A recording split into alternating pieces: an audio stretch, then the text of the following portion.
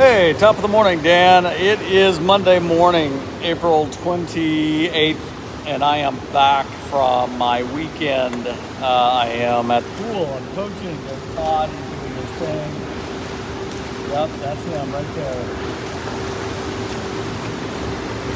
there. And I thought I would give you a review of my weekend in talking pictures. I know that's mostly what we do, are talking pictures, except these pictures are static.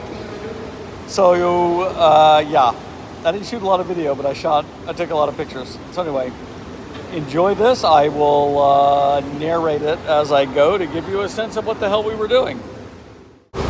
We started off at the Hoff Center, which is where Megan does all of her rehearsals, and half of the productions, the shows themselves are there. Then Megan gave us a tour of the basement, which is where all of the costumes from all of the previous shows and all of the supplies are kept in a very ordered fashion.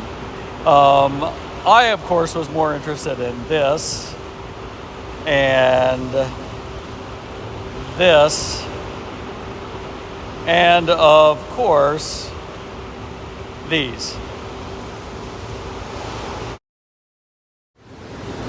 So that was Friday night when we first got there. We went directly to the Hoff Center.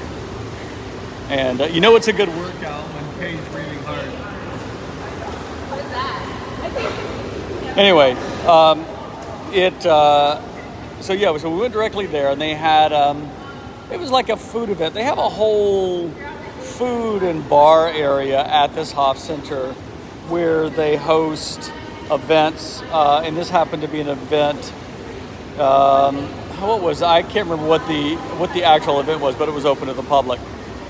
So typically they do the shows at the Hoff Center, whatever their shows are, on like one night, and then they'll do it at, and this is in Council Bluffs, Iowa, which is right across the Missouri River from Omaha.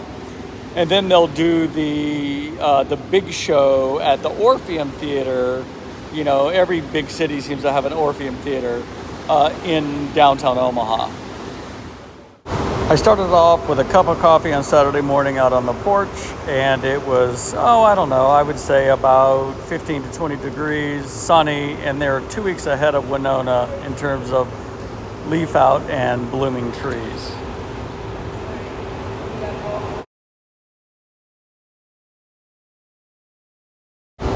After a leisurely breakfast, we went to this museum. It's called the Joslin.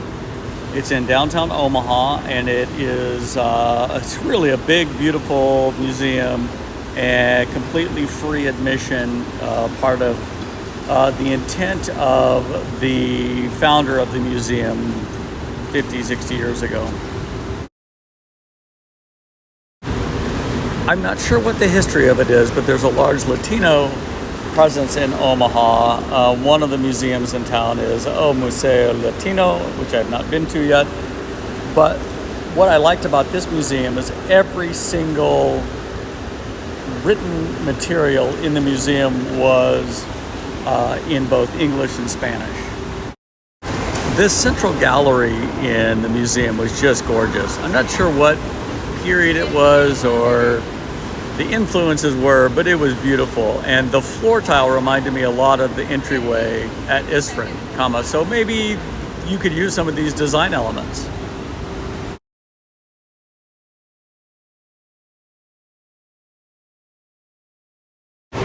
This was one of the more disturbing paintings, especially when you look at their Cro-Magnon brows and their bulging eyes. This is Satan and Beelzebub in, of course, inspired by John Milton's Paradise Lost. This is a fine example of early Egyptian carving on stone. It actually turns out to be a grocery list, and it says something like, "Honey, would you pick up figs, dates, some papyrus? And also, would you grab a couple more Coptic jars because your drunk Uncle Khafra broke them when he brought his bimbo Nefertiti over last weekend." Here's a fine example of art imitating life, imitating art. And speaking of which, this painting an Alhambra-esque arcade with a pasha sitting looking at what the placard says is a dead tiger. But, I don't think he's dead, because my tiger, when he's sleeping, looks just like this. And this was what I would probably say was my favorite piece in the classical section. It was photoreal oil on canvas, which was strange for the Renaissance period. And it is titled Insouciant Youth. In this piece, the artist is exploring the themes of casual indifference in contemporary youth when faced with a virtual and ever more connected world. You can see the subject of the painting staring trance-like at the glowing screen while seemingly unaware of the classical beauty around him. Also, note the almost godlike point of view of the viewer. Many critics think that this was an influence on Dali's painting of Christ being crucified, in which you can see it's almost as if God is looking down, whether in judgment or in compassion. That's really, for each individual viewer to decide. Hey, so then I went into the modern art section, and, you think about these painters in the classical section, the Renaissance painters, and you think about how much time they spent working on technique, working on just how to mix paints, how to layer paints, color, all of the things that they've done. You think about the fact that Monet did, 80 billion haystacks trying to get it right. And it just seems like the level of commitment, the commitment to technique. I know it's different art. I just don't get it. So here is a little run through of things that I saw. And again, they're interesting, but ultimately, take this one for example. It's a fencing mask with feathers stuck in it. Do they have, 8,000 fencing masks with feathers stuck in it as they worked on their technique? I don't know, man. Just not my thing. And this is a canvas with coal dust or coal bits stuck to it, obscuring the writing beneath. Yeah, okay, great. This photograph is really cool. It's high definition, military grade definition, and it's also taken with an infrared lens. Politically it's interesting, but from an artistic perspective, I don't know. This was probably my favorite painting in the modern section. It reminds me of the kind of thing my mom would have bought. This fine piece of artwork is exactly like something I threw away at the dump just last week. Could you imagine Michelangelo looking at this and being told that this was a modern art sculpture? And this, I got nothing. Now this is artwork that I understand implicitly. So after the museum, we went out to lunch, had a great lobster bisque. Really, I loved it. We went to my favorite thing, a bookstore, a used bookstore.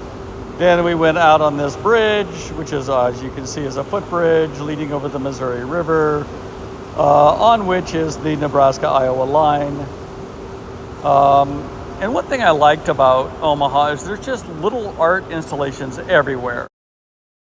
And finally, that brings us to the marquee event of the weekend, which is the American Midwest Ballet's production of Alice in Wonderland. And the American Midwest Ballet is the company which Megan is a dancing member of. So, we went down and saw her show Momentum in the fall. This is the spring show. It was really interesting. It was much more traditional ballet. And Megan was the Queen of Hearts, and she was she was a mushroom, and she was one of the many Alices because there was a sort of this Alice in the multiverse as part of the first act. But we really, really enjoyed it, of course. The show was at the Orpheum Theater in downtown Omaha. The Orpheum was built in 1927, and it was part of a circuit of theaters. I don't know if you've ever been to an Orpheum theater. We have one in Minneapolis, and the very first one was in San Francisco, and they were built as or used as a vaudeville venue. The first one being in San Francisco, the second was in LA, the third was in Kansas City, the fourth was in Omaha. So these are mainly West Coast, Midwest, but there was a whole Orpheum circuit where they would either rent theaters and just call it part of the Orpheum circuit, or they actually built theaters like this one in Omaha, which was built as the Orpheum Theater. This was all part of, like I said, it was part of a big circuit, which eventually, you probably are familiar with RKO Radio or RKO Cinema. So RKO, the O in the RKO is Orpheum. So I know, small historical detail, which you may or may not, probably may not find interesting at all. Although I can interest you because this was built on 8th century Druid ruins. So in that respect, it's fascinating. So anyway, that really concluded our weekend.